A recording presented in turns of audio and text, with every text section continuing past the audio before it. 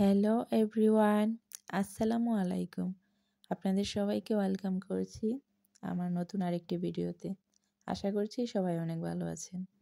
বোনা খিচুড়ি কার না ভালো লাগে, আর এরকম একটি সবজি বোনা খিচুড়ি খুব সহজেই মাত্র অল্প কয়েকটি উপকরণ দিয়ে কিভাবে বাসায় বানাতে পারেন তাই আজকে আমি আপনাদের সাথে শেয়ার করব।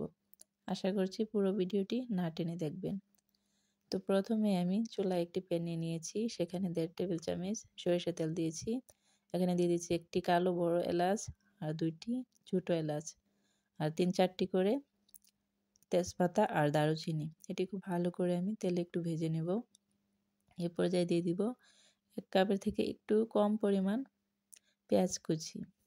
পেঁয়াজ কুচিটিও আমি খুব ভালো করে একটু তেলে ভেজে নেব গরম মশলার সাথে।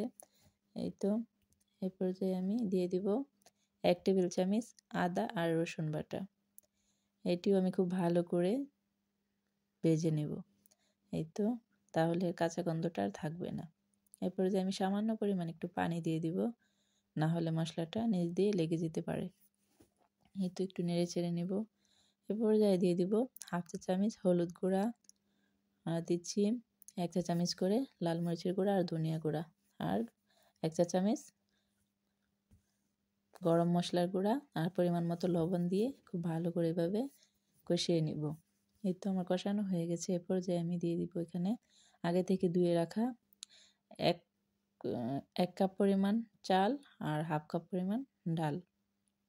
এই তো এখন আমি এগুলো দিয়ে দিচ্ছি মশলার মধ্যে, দিয়ে খুব ভালো করে এভাবে নেড়ে চেড়ে নেব।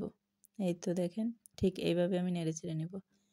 নিয়ে এই পর্যায়ে আমি দিয়ে দেব আগে থেকে কেটে রাখা কিছু গাজর আর মটরশুঁটি।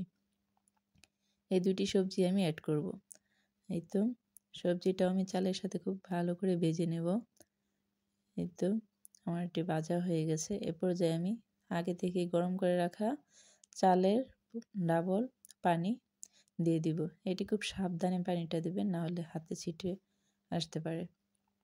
এই তো বলক চলে আসলে আমি একটি ঢাকনা দিয়ে ঢেকে দেব 5 থেকে 7 মিনিটের মতো। এই তো 7 মিনিট পর আমি ঢাকনাটা খুলে দেখতে পাচ্ছি যে পানিটা অনেকটা শুকিয়ে এসেছে। এই পর্যায়ে আমি 5-7টা কাঁচামরিচ দিয়ে দিব, আস্ত কাঁচামরিচ। সেটি চালের সাথে মিশিয়ে দিব। আর এদিকে এই পর্যায়ে দিয়ে দিব কিছু পেঁয়াজ বেরেস্তা। পেঁয়াজ বেরেস্তাটা দিয়ে ঢাকনা দিয়ে দমে রেখে দেবো আরও 5 মিনিট। পেঁয়াজ বেরেস্তাটা দিলে হয় কি, এর ফ্লেভারটা আরও অনেক বেশি সুন্দর আসে। এই তো 5 মিনিট পর আমি এটি আবার উল্টিয়ে পাল্টিয়ে নেড়ে চেড়ে দিব। উল্টিয়ে পাল্টিয়ে নেড়ে চেড়ে দিয়ে তারপর আবার আমি দমে 2 মিনিটের জন্য রেখে দেব। এই তো 2 মিনিট পর ফিরে আসছি। এই তো বোনা খিচুড়িটি আমার একদম রেডি।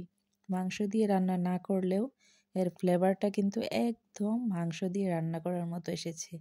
আর এটি খুব সুন্দর সেদ্ধও হয়েছে। আপনার বাসায় অবশ্যই একবার এইভাবে ট্রাই করবেন, তখনই বুঝতে পারবেন যে এটি কতটা ইয়াম্মি হয়। এই তো দেখেন ভিউয়ার্স, আমি আপনাদেরকে সার্ভ করে দেখাচ্ছি। এটি দেখতে যেমন কিউট হয়েছে, খেতেও অনেক টেস্ট হয়েছে। আমি তো এটি ডিম বোনা দিয়ে সার্ভ করেছি। আপনারা চাইলে যে কোনো ধরনের মাংস, গরু, খাসি বা মুরগির মাংস দিয়ে এটি সার্ভ করতে পারেন।